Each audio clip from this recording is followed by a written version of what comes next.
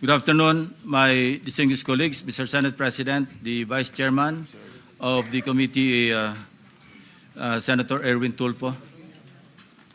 We reconvene today for the 8th public hearing on the motu proprio inquiry in aid of legislation and investigation into the flood control anomaly, even as we are already finalizing the partial committee report to be routed to your offices as early as next week.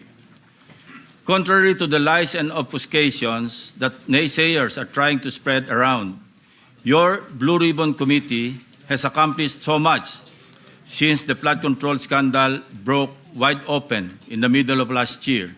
Since then, waves of information have dominated the national discourse at every level of our society, local and national.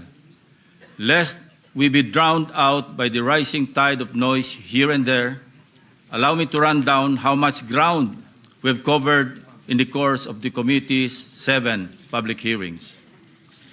Since the Bulacan 1st District Engineering Office was exposed as the epicenter of the biggest corruption saga in recent history, your committee was able to hear and record the sworn testimonies of DPWH District Engineer Henry Alcantara, Assistant District Engineer Bryce Hernandez, JP Mendoza, and the rest of the so-called BGC boys, and laid bare their collective splurging of billions of pesos in several casinos, made possible by their indispensable roles in a mafia-like scheme, not from extortion for protection activities involving business establishments, but through an elaborate conspiracy in siphoning funds from the country's national budget intended for flood control projects to protect lives and properties of Filipinos in low-lying areas.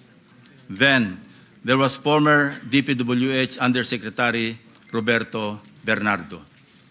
Your committee followed the money and paper trails through skillful research and questioning by our members, which revealed the deep web of in-house contracting, bid rigging, padded contract costs, and license renting. This scam was so systematic and brazen, resulting in substandard infrastructure and worse, ghost flood control projects. In the hearings that followed, the case of Bulacan proved to be a gateway, the microcosm of a much more complex and institutionalized plunder within the bureaucracy. Your committee became the stage for shocking and scathing revelations made by the key actors of the flood control scam. We conduct these hearings with such fairness and integrity that those with the truth felt motivated to come forward to testify, while others became tentative and unsure of which path to trek. Let me emphasize one point. We always go where the evidence leads us. We do not target any particular person, nor do we have the intention to cover up for anybody. Thus, we uncovered the top-to-bottom systemic misuse and abuse of public funds involving high officials in the executive and legislative branches, even the Commission on Audit.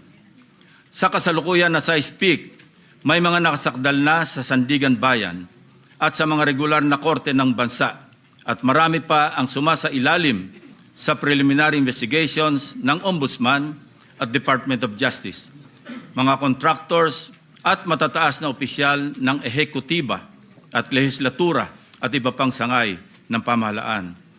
As of the latest count, at least 21.7 billion pesos in bank accounts and other forms of assets are frozen upon written order by the Court of Appeals.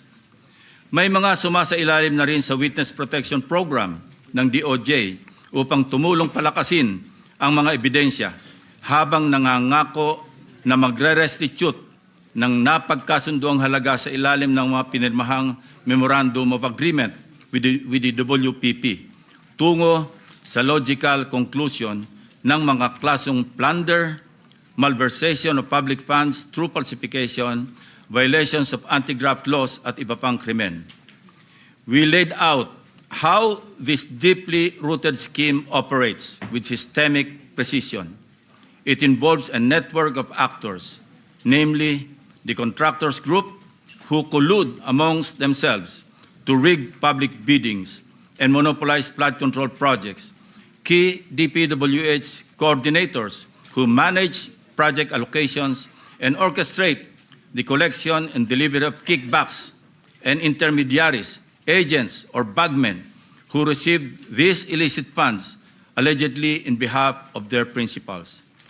Naging daan din ang mga pagdinig ng komite upang mabuklat ang usapin ng conflict of interest sa Philippine Contractors Accreditation Board or PCAB. We also flagged blacklisted companies resurfacing under new names, the rampant practice of license renting, and the awarding of billion-peso contracts to severely undercapitalized firms. Modesty aside, but significantly, your committee paved the way for the implementation of landmark transparency reforms in our national budget process.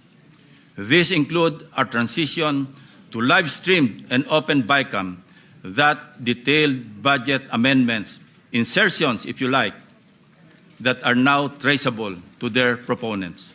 Not to mention stricter safeguards to ensure that no vague or undefined infrastructure projects are included in the General Appropriations Act. Let this serve as a warning to skeptics, detractors, and hijackers who exploit the vulnerabilities and anger of our people to deepen the fault lines of our nation during these trying times. Your noise will not silence the truth. Neither does it provide any help in our investigation. Your noise cannot convict and won't even indict the malefactors in this flood control mess. Only evidence does. Para ipangalandakan ninyo na inutil at walang silbi ang Blue Ribbon Committee is not only insensitive to its members, but an insult to our fellow Filipinos who have consistently followed and monitored our hearings and participated in the trillion-peso march, the clergy, students, ordinary workers, and all concerned citizens who became aware and exposed to unbridled and systemic corruption, mainly made possible by the Blue Ribbon Committee hearings, and the media, who serve as a powerful tool in bringing to the households, eateries, barbershops, etc., the details of each and every hearing of your Blue Ribbon Committee.